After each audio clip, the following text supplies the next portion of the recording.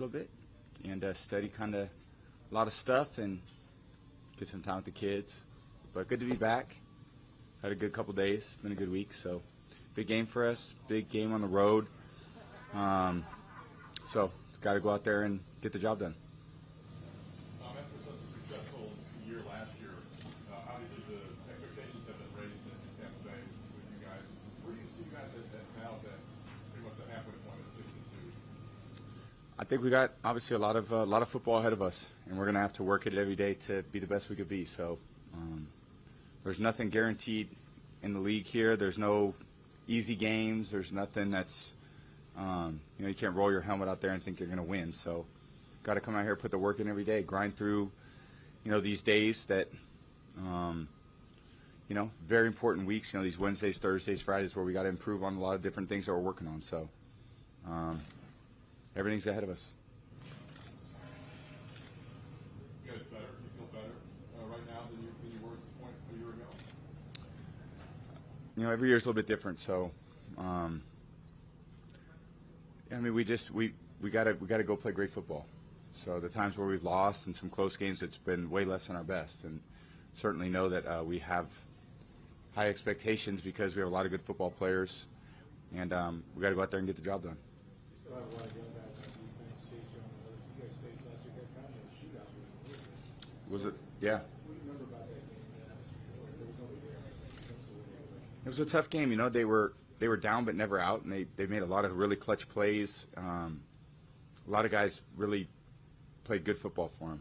And, it's a really great defensive front.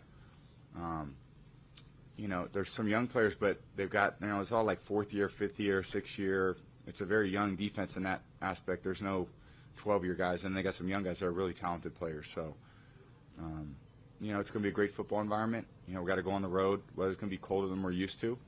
We got to go play great football and see if we can, come off the bye and start playing better than the way we played. You've been through so many bye weeks in your career. I'm sure you kind of will develop specific strategies over time. But what is it like for you? Do you unplug completely at all, or do you stay pretty locked in? Do you spend the time studying? How do you I know you said you spent time with your family, Yep. but how do you kind of allocate all that time? Just a little of everything. I think it's football season. We're football players, so you're thinking about football most of the time. There's games on. They're talking about football, so it's not like you go on vacation. You're pretty locked in still.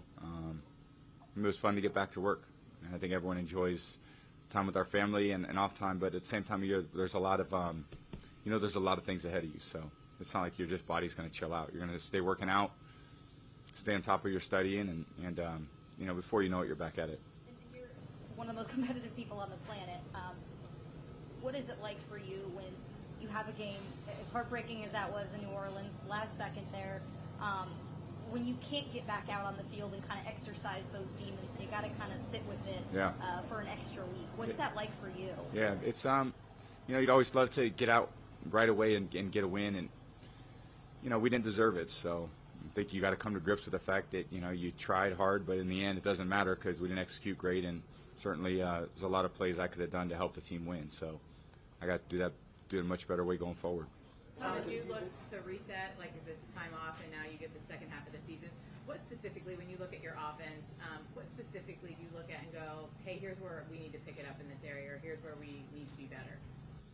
I don't think there's one area where I think that we can't be better. I think everything we can improve. A lot of it's just great communication, us being on the same page, and then you just got to continue to talk through things. And as much as we think we've been together, we really haven't been together that long. I was with players for 7, 8 years, 10 years, where nothing needs to be said. We've only been together a year and a half. So the meetings are important, the walkthroughs are important, the practices are important. Just being in constant communication with everything to try to improve, everything that we're doing. How much have you been able to get acclimated with Rashawn? You may need coming up. Yeah. He's a veteran player, so I don't think it's like getting used to a rookie per se. He knows all the routes to run. He knows how to do things. He's run every route, and NFL football, we can only do so many things out there. So it's just really how you call it. Little nuances to a couple plays, but he's a veteran. I've played with different players over the years that maybe have a similar type of skill set, but I've always loved watching him play. It's all premier of your Yep. It's going to be a week series, but you want people to take away from that, as far as your story goes. Yeah, it was I think people are really going to like it. I think it's a great, just great storytelling. And, I've been in this a long time, so,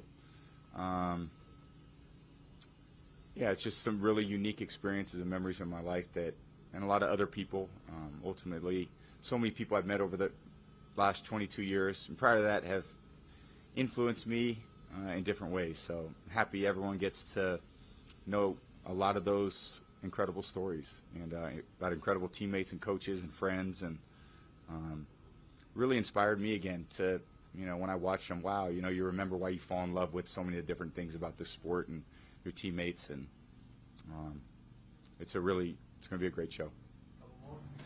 Are you loving it as much now as when you started, Tom? I mean, playing this game. Yeah, I've never not loved it. I mean, I'm just trying to be better at it every day. I feel like I'm working at it like I always have, trying to improve different things, and it's a great sport. There's nothing like it, and I think for all of us players, when we finish, we're going to be pretty disappointed because it's a great sport. It's a great game. It's kind of challenges you in every way. So, sorry for interrupting. Go ahead. Sorry.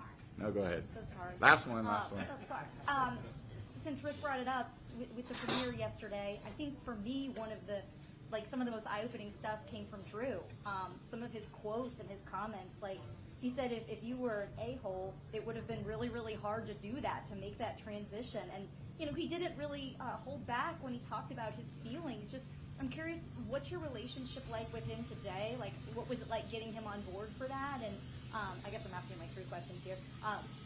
And just, like, how much did you learn from, about your position in the NFL in the relationship between the starter and the backup, and how, it's a unique relationship, right? Yeah, I think it's a lot of people over the years have, impacted me, and Drew was certainly one of the first ones. And I love Drew and his family, and been friends for 22 years. So he's always supported me. When I was in the position behind him, I tried to do that. And, a lot of things happen in the NFL that put people in different situations. So I have so much respect for him.